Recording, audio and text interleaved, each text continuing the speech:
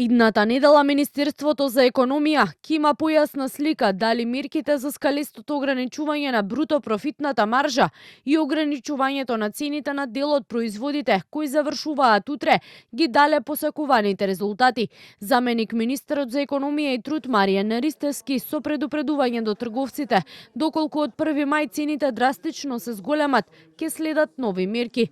Во меѓувреме инспекторите од пазарен редовно вршат контроли и по однос на новата законска обврска за онлайн ценовници. Ристевски вели во 21 век цените треба да бидат јавно и транспарентно презентирани.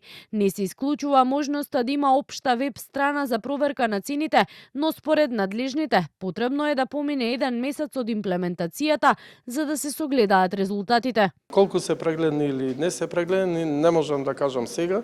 Тоа ќе го сублимираме после 1 месец од имплементацијата.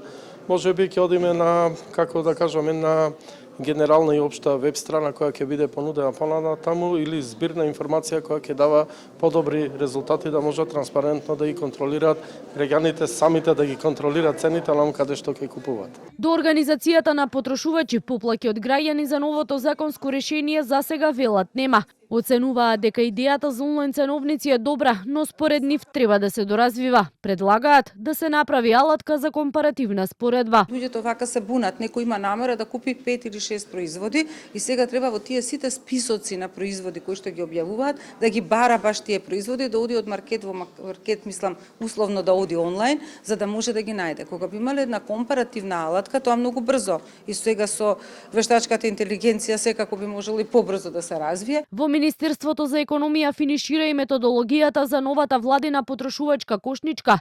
Очекувањата се таа наскоро да се најде пред синдикатите и работодавачите во рамки на економско-социјалниот совет.